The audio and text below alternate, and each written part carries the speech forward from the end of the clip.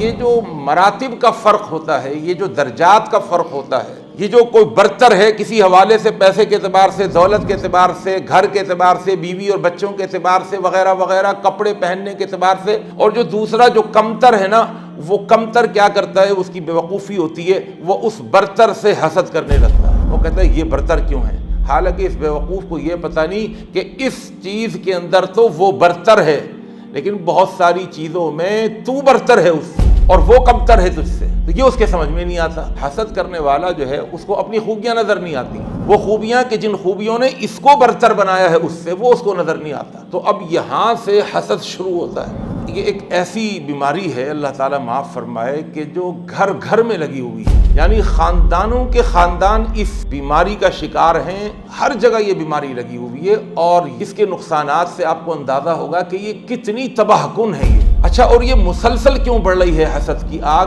آج دیکھیے، بھائی کو بھائی سے حسد، بہن کو بہن سے حسد، بھائی کو کہیں پر بہن سے حسد، اور بہن کو کہیں پر بھائیوں سے حسد۔ اچھا، پھر بہن بھائیوں کا حسد تو ایک حد تک تھا، ایک لمیٹڈ تھا، اس کی ایک لمٹ تھی، زیادہ سے زیادہ گھر کے اندر 10 بہن بھائی ہوں گے، وہ حسد بہن بھائیوں میں ہی صرف چلتا تھا۔ لیکن جب بہن بھائی بڑے ہو جاتے ہیں اور حسد کی آگ ان میں ختم نہیں ہوتی، اور حسد اندر لگا ہوا ہے، بیماری لگی ہوئی ہے، تو پھر جب آگے ان کی اولادیں ہو جاتی ہیں نا، تو پھر یہ حسد بڑی تیزی سے آگے بڑھتا ہے۔ پھر یہ حسد کزنز کا آپس میں حسد چلتا ہے۔ یہ جو کزنز ہیں نا، یہ بہت زیادہ ہیں، بہن بھائی تو کم تھے، 8 سے 10 تھے، لیکن جو کزنز ہیں، اب ایک بھائی کے 3 4 5 بچے ہیں، دوسری بہن کے 3 4 5 بچے ہیں، تو اس طریقے سے اب یہ جو کزنز ہیں، ان کا آپس میں یہ حسد بڑھتا چلا جاتا ہے اور بڑھتا چلا جاتا ہے، اور پھر یہ اتنا بڑھ جاتا ہے کہ پھر وہ ختم ہونے کا نام نہیں لیتا۔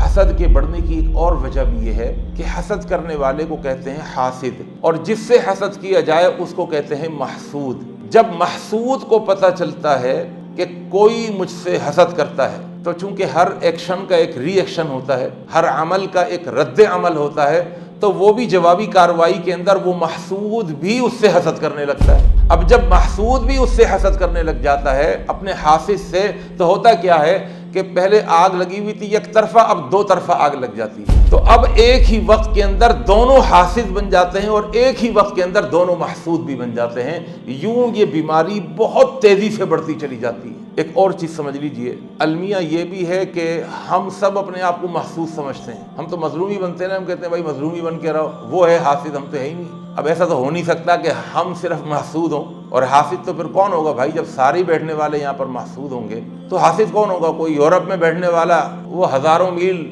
دور بیٹھنے والا، کیا وہ ہم سے حسد کرے گا؟ وہ کیوں حسد کرے گا بھائی؟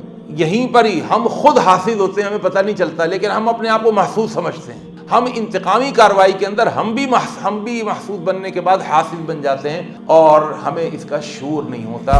تو اس لیے یہ بیماری بڑی تیزی سے بڑھ رہی ہے۔ اللہ تعالیٰ سے دعا ہے کہ اللہ رب العالمین احکم الحاکمین ہمیں اس بیماری سے بچائے اور محفوظ رکھے۔